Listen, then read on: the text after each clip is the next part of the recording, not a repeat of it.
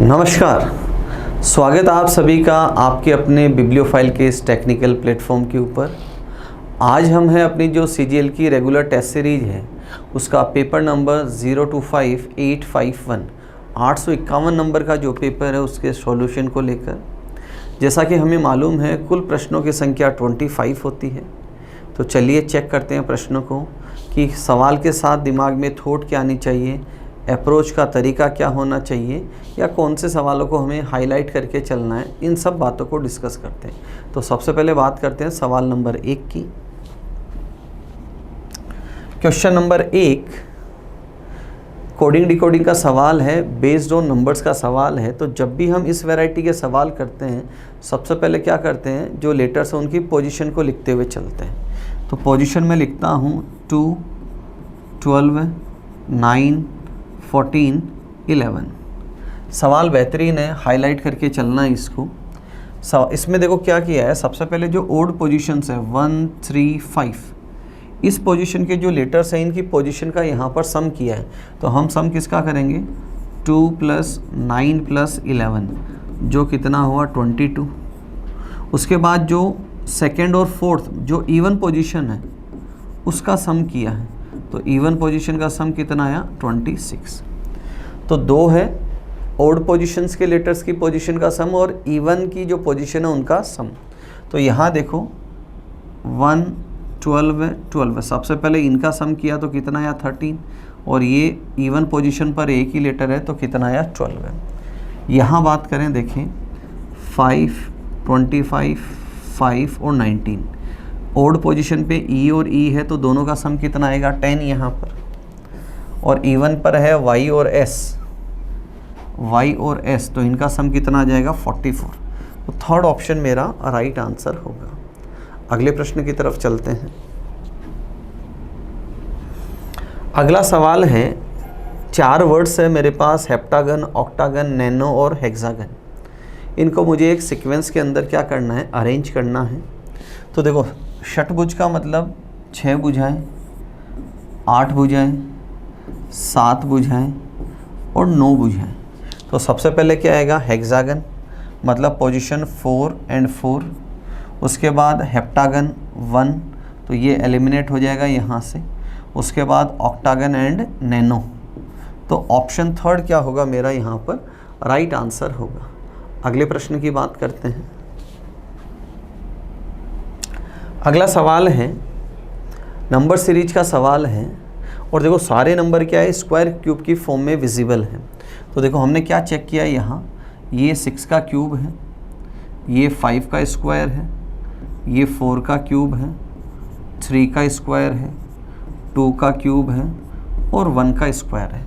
तो moral of the story क्या है कि जो ओड पोजीशंस हैं 1, 3, 5, 7 इसका तो क्या लिखा है स्क्वायर, और जो इवन पोजीशन है उनका क्या लिखा है क्यूब लिखा है।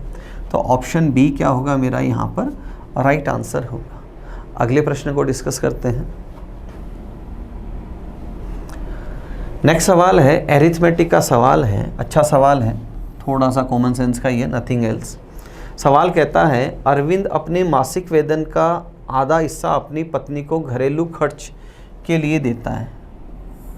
जो हाउस होल्ड एक्सपेंसेज है उसके लिए कितना खर्चा करता है, आधा 1/2। वह अपने व्यक्तिगत खर्चों पर जो पर्सनल एक्सपेंसेज है उनके ऊपर 2500 रुपये खर्च करता है।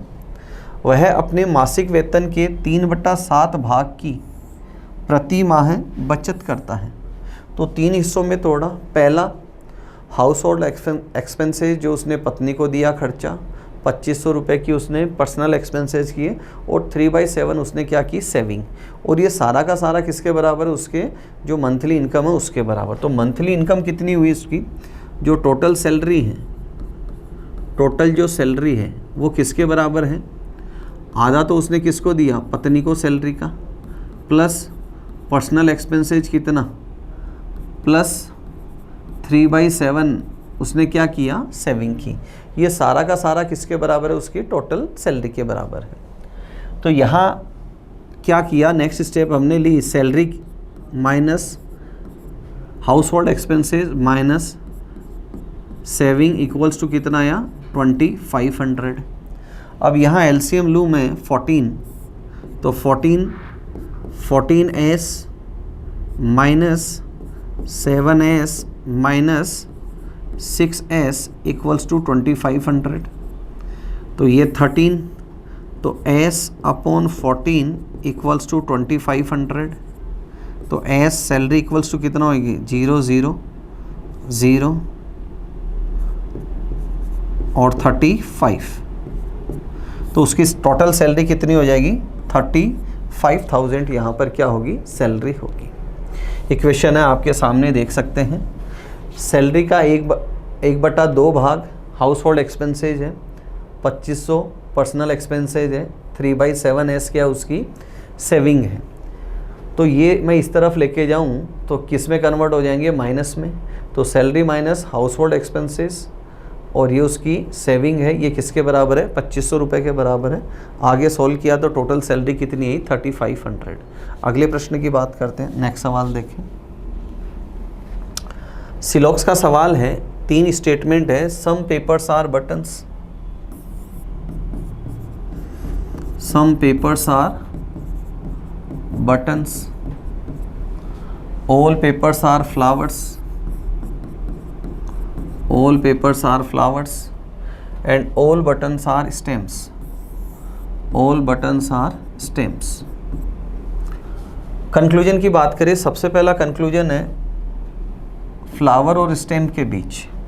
तो यहाँ देखें फ्लावर एंड स्टेम रिलेशन आया सम आर, और दे रखा है यहाँ पर भी क्या दे रखा है सम आर, तो पहला कंक्लूजन क्या है सही है।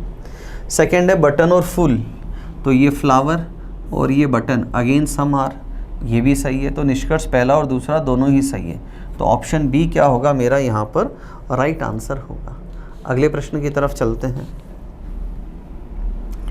नेक्स्ट सवाल है, अच्छा सवाल है, अलग से नोट डाउन करके चलें। सीरीज का सवाल है। देखो अभी तक हमने जो सवाल किए उसमें हमने क्या किया है कि पहले 2 नंबर का सम तीसरा नंबर हो सकता है, फिर 2 नंबर का सम तीसरा हो सकता है। यहाँ देखो क्या है, पहले 2 जो संख्याएं हैं उनका डिफरेंस अगला नंबर है। 2 और 5 का डिफरेंस 2 और 7 का डिफरेंस कितना है 5। उसके बाद अगली जो 2 नंबर हैं 7 और 5, इनका डिफरेंस कितना है 2। उसके बाद अगले जो नंबर है 5 और 2 का डिफरेंस कितना है 3। यहाँ देखिए 2 और 3 का डिफरेंस कितना है 1। आगे 3 और 1 का डिफरेंस कितना आ जाए 2। तो थर्ड ऑप्शन क्या है मेरा यहाँ पर राइट आंसर है। अगले प्रश्न की तरफ चलते हैं। अगला सवाल है, यदि 10 जुलाई को शुक्रवार हो, if 10th of July Friday है, तो मैंने लिखा यहाँ पर 10 जुलाई को क्या है फ्राइडे है, तो आने वाले नवंबर महीने में कुल कितने सोमवार होंगे। How many Monday will be there in the coming month of November. तो जब भी हम ऐसे सवाल करते हैं तो सबसे पहले क्या करते हैं, उस महीने की 1 तारीख का वार कैलकुलेट करते हैं। तो सवाल क्या बना हमारा, 10 जुलाई को शुक्रवार है तो 1 नवंबर को क्या होगा। तो सबसे पहले हम क्या लेते हैं टोटल डेज, किसके बाद 10th ऑफ जुलाई के बाद। तो जुलाई में कुल दिन कितने होते हैं 31 माइनस 10 किया तो कितना आया 21। जुलाई के बाद अगस्त, सितंबर, अक्टूबर और 1 नवंबर की बात करें, टोटल डेज अब क्या करेंगे डिवाइडेड बाय 7, 0 3 2 3 1, 3 + 3 + 1 7, टोटल रिमाइंडर कितना 2। तो फ्राइडे +2 करूँगा तो आंसर कितना आ जाएगा संडे। आंसर क्या आएगा संडे। तो 1 नवंबर को क्या है संडे, और हमसे किसका पूछा है सोमवार का। तो पहला सोमवार कब आएगा फर्स्ट मंडे। फर्स्ट मंडे कब होगा 2 तारीख को, फिर होगा 9 को, फिर होगा 16 को, फिर होगा 23 को, और उसके बाद कब होगा 30 को। और नवंबर में दिन कितने होते हैं 30, तो टोटल कितने मंडे होंगे 5। तो थर्ड ऑप्शन क्या होगा यहाँ पर मेरा राइट आंसर होगा। अगले प्रश्न की तरफ चलते हैं। नेक्स्ट सवाल देखें। अगला सवाल है, बोर्डमास का सवाल है कि संख्याओं का कौन सा क्रम नीचे दिए गए समीकरण को संतुलित करेगा। कि ये इक्वेशन है देखो अपनी 36, 5, 18, 6, 2 और सारे नंबर को क्या किया है, जम्बल्ड किया है। अब हमसे पूछा है कि इनकी कौन सी सीक्वेंस, इसको इनकी जो सीक्वेंस है यहाँ तक की वो किसके बराबर हो, 78। तो सीक्वेंस को मैं चेक करता हूँ। सबसे पहले क्या करें, डिवीजन। तो ये वैल्यू कितनी आई, 18 और ये कितना आया, 90।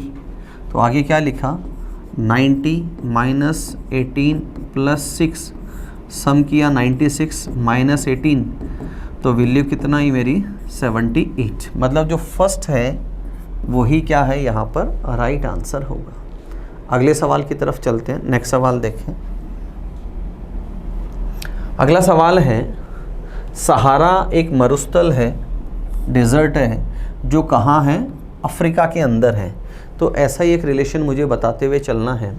तो गिब्सन जो है वो ऑस्ट्रेलिया में है, सैंडी भी कहाँ है, ऑस्ट्रेलिया में है, थार कहाँ है, एशिया में है, और गोबी कहाँ है, एशिया में। तो ऑप्शन 4 क्या होगा, मेरा राइट आंसर होगा। बाकी 3 क्या है, इसमें गलत कॉम्बिनेशन दे रखे हैं। अगले प्रश्न को देखें।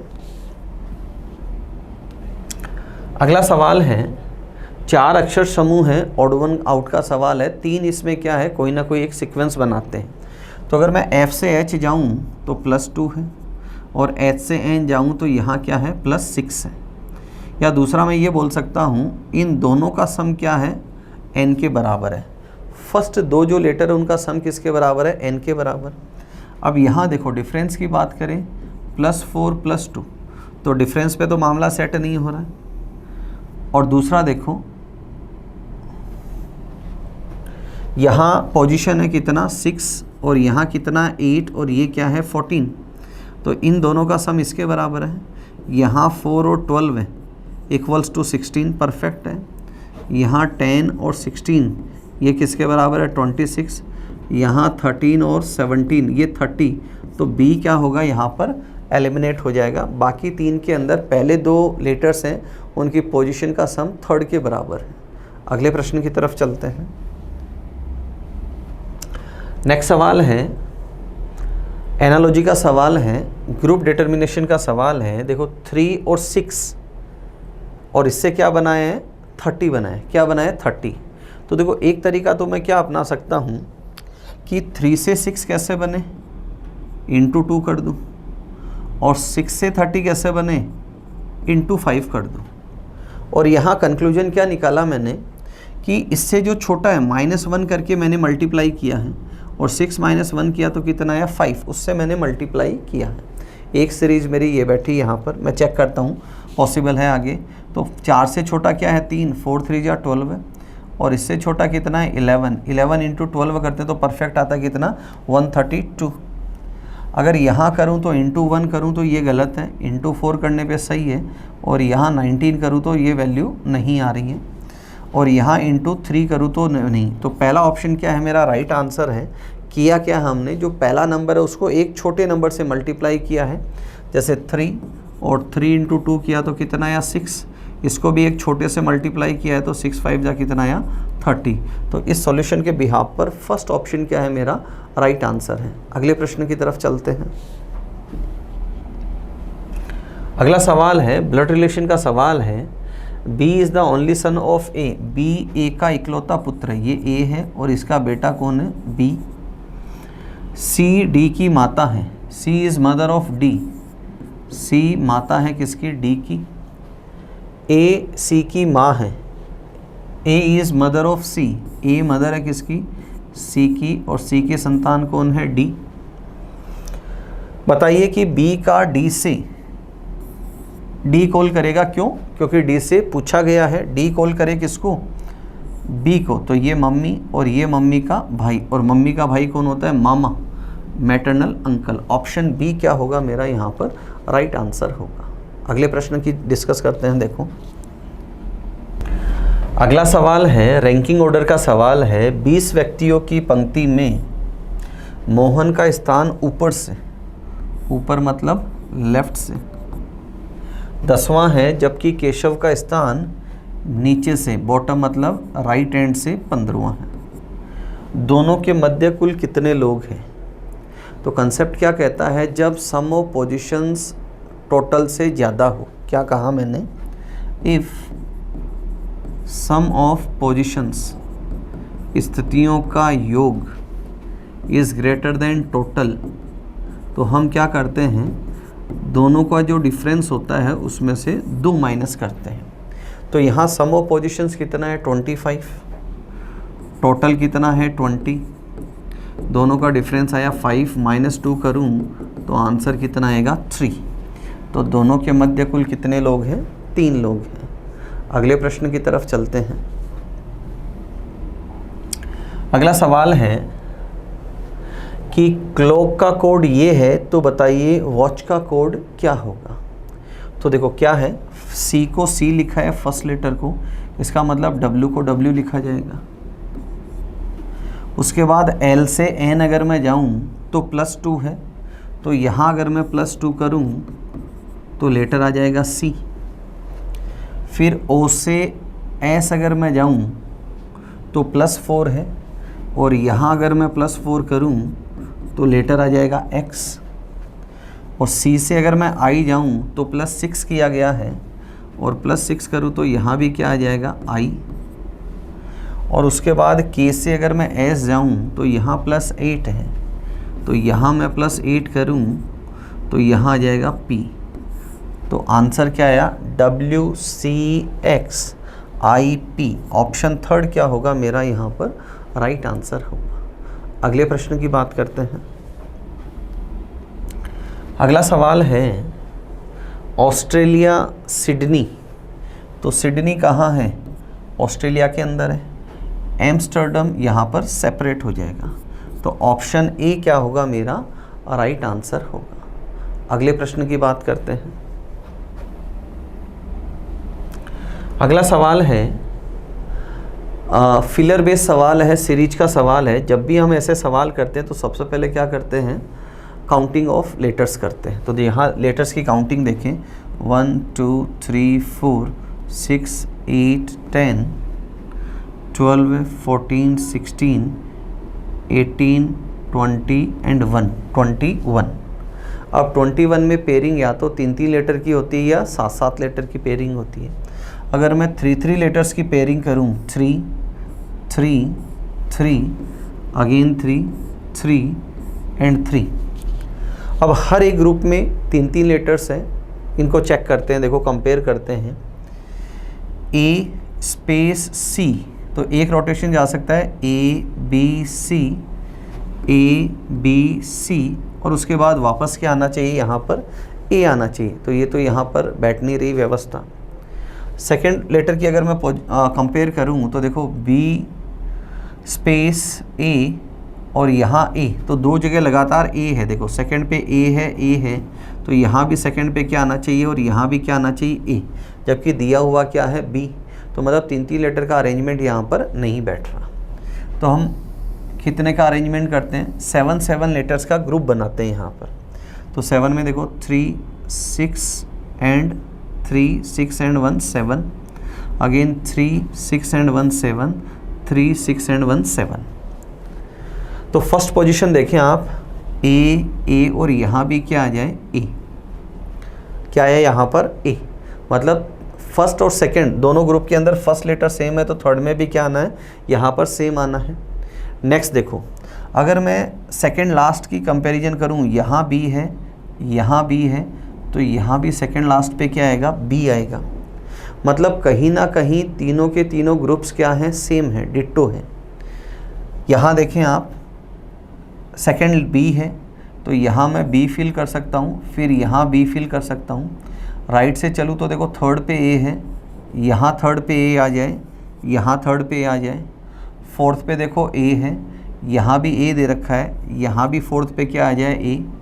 और उसके बाद यहाँ देखो 1 2 3 4 5 पे C है, तो यहाँ 5 पे C आ जाए, और यहाँ ऑलरेडी C है, लास्ट C, यहाँ C और यहाँ भी C। तो ग्रुपिंग कितने लेटर्स की हुई? 7 लेटर्स की ग्रुपिंग हुई, और तीनों ग्रुप क्या हैं? सेम टू सेम है। फिलर्स जो हैं उनको चेक कर लेते हैं। AAC यहाँ नहीं है, यहाँ नहीं है, और सेकंड ऑप्शन के अंदर है। उसके बाद है BA, फिर CAB BC। Perfect second option क्या है मेरा यहाँ पर राइट आंसर है। अगले प्रश्न को डिस्कस करते हैं। अगला सवाल है कि 42 और 18 में वही रिलेशन है, 42 और 18 में जो रिलेशन है वही रिलेशन मुझे आगे कौन से ऑप्शंस के अंदर है ये बताना है। तो बेहतरीन सवाल है, अलग से नोट डाउन करके चलिएगा इसको। देखो सवाल करने का पहला तरीका क्या है, मैं 18 से 42 बनाऊँ। पहला तरीका क्या है, 18 से 42 तो गुणा 2 करूँ तो कितना आ जाए 36 और प्लस 6 कर दूँ, मतलब इंटू 2 और प्लस 6 करूँ। तो अगर मैं यहाँ इंटू 2 करूँ तो 19 हो जाए, यहाँ इंटू 2 करूँ तो 18 हो जाए। तो ये तरीका तो यहाँ बैठा नहीं। अगला तरीका क्या है, बेहतरीन तरीका है, कुछ नया है। दोनों का अगर मैं डिफरेंस लूँ, दोनों का difference in the sense 42 minus 18 लूँ तो यहाँ नंबर आएगा 24। कितना आएगा 24। और इन दोनों डिजिट्स को रिवर्स में लिखा है तो नंबर कितना बन जाएगा 42। दोनों को रिवर्स में लिखे तो नंबर कितना बनेगा 42, और वही 42 यहाँ पर गिवन है। नेक्स्ट देखें, इन दोनों का अगर मैं डिफरेंस लूँ तो दोनों का डिफरेंस कितना आया 26, और 26 को अगर मैं रिवर्स लिखूँ तो कितना आएगा 62, बट यहाँ कितना है 71। यहाँ देखें दोनों का डिफरेंस लूँ तो डिफरेंस कितना आया 01, और 01 को मैं इंटरचेंज करूँ इनको तो कितना बनेगा 10, और यहाँ भी क्या दे रखा है 10। तो ऑप्शन थर्ड क्या होगा मेरा यहाँ पर राइट आंसर होगा। अगले प्रश्न को चेक करते हैं। अगला सवाल है कि पाइथागोरस का ज्यामिति से वही रिलेशन है जो केपलर का होगा खगोल शास्त्र से, एस्ट्रोनॉमी से। किससे रिलेशन होगा, पाइथागोरस है जो ज्यामिति के अंदर इन्होंने पाइथागोरस थ्योरम को डिस्कवर किया था। किसको, पाइथागोरस थ्योरम को डिस्कवर किया था। तो जो केपलर है उसने किसके बारे में बताया, एस्ट्रोनॉमी के बारे में बताया। तो ऑप्शन बी क्या होगा मेरा यहाँ पर राइट आंसर होगा। अगले सवाल को डिस्कस करते हैं। अगला सवाल है, मुझे क्या करना है यहाँ पर, काउंटिंग करनी है किसकी, स्क्वायर की। नंबर ऑफ स्क्वायर्स हैं उनको मुझे यहाँ पर काउंट करना है। तो सबसे पहले क्या करूँगा, मैं सिंगल स्क्वायर की बात करूँगा। तो सिंगल देखें 1 2 3 4 5 6 7 8 9 10। सिंगल स्क्वायर कितने हैं 10। अब मैं क्या करूँगा, 2 राइट और 2 डाउन चलूँगा। मतलब यहाँ से देखें सबसे पहले 2 राइट 2 डाउन 1 बनता है, यहाँ से पॉसिबल नहीं है। यहाँ से 1 बनता है, 2 राइट 2 डाउन 2 बने। यहाँ से देखो पॉसिबल नहीं है, यहाँ से पॉसिबल है 3, यहाँ से पॉसिबल नहीं, यहाँ से पॉसिबल है 4, यहाँ ये अटैच नहीं है, यहाँ से पॉसिबल है, कितने हो गए 5। तो 2 राइट 2 डाउन के कितने बने यहाँ पर 5 बने। उसके बाद मैं बात करता हूँ 3 राइट 3 डाउन, मतलब नोनों को एक साथ लूँ। कितने स्क्वायर नोनों को लूँ। तो देखो अगर मैं यहाँ से चलूँ तो 1 2 3 ये अटैच नहीं है। यहाँ से चलूँ 1 2 3 1 2 3 तो ये पूरा एक स्क्वायर बनता है यहाँ पर। यहाँ से पॉसिबल नहीं है। यहाँ से देखिए 3 राइट 3 डाउन 2 बने। यहाँ से ये इससे अटैच नहीं है। यहाँ से 3 राइट है बट डाउन पॉसिबल नहीं है, तो कितने बने यहाँ पर 2। उसके बाद 4 राइट 4 डाउन, मतलब 16 को अगर मैं कंबाइंड करूँ तो यहाँ आप देख सकते हैं ये एक पूरा बनता है 4 × 4 का। तो टोटल कितने बने यहाँ पर 18। टोटल कितने बने यहाँ पर 18। तो ऑप्शन थर्ड क्या होगा मेरा यहाँ पर राइट आंसर होगा। अगले प्रश्न की बात करते हैं।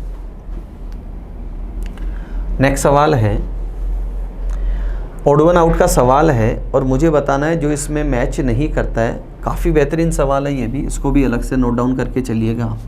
रेशियो बेस्ड सवाल है। देखो दोनों 8 से डिविजिबल है, तो 8 2 ज़ा 16 और 8 5 ज़ा 40।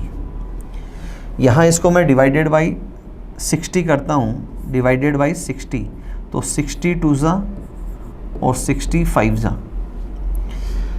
यहाँ मैं बात करूँ 160 से इसको डिवाइड करें तो 2 ज़ा और 3 ज़ा, 2 is to 3। और यहाँ मैं इसको डिवाइड करूँ 14 से, किससे 14 से, तो 14 2 ज़ा और 14 5 ज़ा। तो क्लियरली विजिबल है 3 में तो रेशियो है 2 is to 5 2:5, 2:5, एक में रेशियो है 2:3, तो थर्ड ऑप्शन क्या होगा यहाँ पर, एलिमिनेट हो जाएगा। अगले प्रश्न की बात करते हैं। नेक्स्ट सवाल है क्वेश्चन नंबर 21 है, नॉन वर्बल सीरीज का सवाल है कि यहाँ आगे क्या आएगा। तो देखो मैं इसको कहाँ से आइडेंटिफाई करता हूँ, रिकॉग्नाइज कहाँ से करता हूँ। सबसे पहले मैं ये जो डार्क एरिया है इसको लेता हूँ, तो ये देखो रोटेट हो रहा है 1 2, यहाँ आया +2 किया। अब इन दोनों को कंपेयर करूँ तो यहाँ से यहाँ आया, अगेन क्या हुआ +2। अब इन दोनों को कंपेयर करूँ तो देखो यहाँ से 1 2 +2, अब इससे +2 करूँगा तो यहाँ से यहाँ, ये वाला एरिया क्या हो जाएगा, इसमें शेडेड हो जाएगा। तो ये वाला एरिया फर्स्ट ऑप्शन में है, सेकंड ऑप्शन में है, थर्ड में नहीं है और फोर्थ में नहीं। आफ्टरवर्ड्स मैंने यहाँ क्या चेक किया कि ये दो जो लीनियर हैं इनके बीच एक गैप है, दो लीनियर के बीच एक गैप है, यहाँ दो के बीच एक गैप है, दो के बीच एक गैप है। तो यहाँ देखो गैप कितने का है, 2 का, और यहाँ कितने का है, 1 का। तो प्रायोरिटी किसको दूंगा मैं, ऑप्शन फर्स्ट को प्रायोरिटी देते हुए यहाँ पर चलूँगा। अगले प्रश्न को डिस्कस करते हैं। क्वेश्चन नंबर 22 है, डाइस का सवाल है और हमसे पूछा है कि यदि संख्या 3 के विपरीत वाले फलक पर विषम संख्या है, 3 के अपोजिट क्या है, एक ओड नंबर है, 3 के अपोजिट क्या है, ओड नंबर है, तो बताइए 2 के अपोजिट क्या होगा। तो यहाँ देखें पासे कितने हैं मेरे पास, 2, सतह कितनी समान है, 6 6 1 1, 2 सतह समान हो तो क्या होगा, बची हुई एक सतह एक दूसरे के क्या होती है, विपरीत। तो यहाँ देखो 5 के अपोजिट कौन होगा, 4, बचा कौन, 6 और 1। 5 के अपोजिट 4 है तो एक पेयर तो बन गया, बचे हुए नंबर कौन से, 2 और 3। तो 6 के अपोजिट क्या होगा, 2 या 3, और 1 के अपोजिट भी क्या होगा, 2 और 3। तो हमसे पूछे 2 के अपोजिट क्या होगा, तो 6 और 1 होगा, और 3 के अपोजिट क्या होगा, 6 और 1। अब यहाँ कंडीशन क्या दे रखी है कि 3 के अपोजिट ओड नंबर है, तो 6 और 1 में से 3 के अपोजिट क्या आ जाएगा, 1, तो 2 के अपोजिट क्या आ जाएगा यहाँ पर, 6। तो हमसे यही पूछा है कि 2 के अपोजिट क्या होगा, तो 2 के अपोजिट नंबर क्या होगा, 6 होगा यहाँ पर। अगले प्रश्न को डिस्कस करते हैं। क्वेश्चन नंबर 23 है, कोडिंग डिकोडिंग का सवाल है। अच्छा सवाल है, थोड़ा सा दिमाग में रखें इसको भी। ट्रेन का कोड लिखा और चेक का कोड पूछा है। तो देखो यहाँ क्या किया है, फर्स्ट टू फर्स्ट कंपैरिजन किया। क्या किया है, फर्स्ट टू फर्स्ट कंपैरिजन। और टी का पेयर ऑफ लेटर क्या होता है, जी, और -1 किया है। आर का आई होता है, फिर -1 है। ए का जेड -1, आई का आर -1, एन का एम और -1। पेयर ऑफ लेटर में क्या किया है, -1 करते हुए चलें। पेयर ऑफ लेटर -1, तो सी का पेयर ऑफ लेटर क्या होता है, एक्स, और इससे अगर मैं -1 करूं तो क्या आएगा, डब्ल्यू। एच का होता है एस, -1 करूं तो आर। ई का वी, -1 करूं तो यू। और क्यू का है यहाँ पर जे, और -1 करूं तो आई। यू का है पेयर एफ, -1 करूं तो ई। वी -1 करूं तो क्या आ जाएगा, यू। तो कोड क्या बना, WRUIEU। ऑप्शन थर्ड क्या होगा मेरा यहाँ पर राइट आंसर होगा। अगले प्रश्न की तरफ चलते हैं। क्वेश्चन नंबर 24 की बात करते हैं। दर्पण प्रतिबिंब, मिरर रिफ्लेक्शन, मतलब लेफ़्ट टू राइट जाऊँगा तो सबसे पहले नियर बाई क्या आएगा, यही फ़ोटो आएगी मेरे पास। अगर मैं इस फ़ोटो को ऐसे ड्रॉ कर दूँ, यही फ़ोटो आनी है, तो ये तो ऐसा का ऐसा रहेगा, और इसके बगल में क्या आ जाएगा, 2 सर्कल। तो सबसे पहले ये देखो, यहाँ पर ये ऑप्शन गलत है, यहाँ बिल्कुल सही है, ये गलत है, और ये ऑप्शन भी गलत है। तो ऑप्शन कौन सा सही है, ऑप्शन बी क्या होगा मेरा यहाँ पर राइट आंसर होगा। अंतिम प्रश्न की तरफ चलते हैं आज के क्वेश्चन पेपर के। एम्बेडेड फिगर का सवाल है और मेरे से पूछा ऐसा जिगजैग स्ट्रक्चर फर्स्ट ऑप्शन में नहीं है, सेकंड में नहीं है, थर्ड में नहीं है, और फोर्थ के अंदर आप देखें यहाँ है, फिर यहाँ आगे यहाँ दे रखा है, फिर आगे दे रखा है, यहाँ दे रखा है। तो जिगजैग स्ट्रक्चर आप देखो यहाँ पर आपको क्लियरली विजिबल दिखाई देगा। तो ऑप्शन डी क्या होगा मेरा यहाँ पर राइट आंसर होगा। तो ये थे दोस्तों आज के पेपर के 25 क्वेश्चंस। कुछ क्वेश्चंस जो बेहतरीन है, जिसमें कुछ अलग सीखने को मिला, वो आपको बताए थे, उनको हाईलाइट करके चलना है। कुछ भी डाउट हो आप मेरे से कमेंट सेक्शन के अंदर लिखकर पूछ सकते हैं। इस वीडियो में इतना ही। अगले वीडियो में फिर मिलेंगे नए 25 सवालों के साथ। तब तक अपना ध्यान रखें, मुस्कुराते रहें। जय हिंद।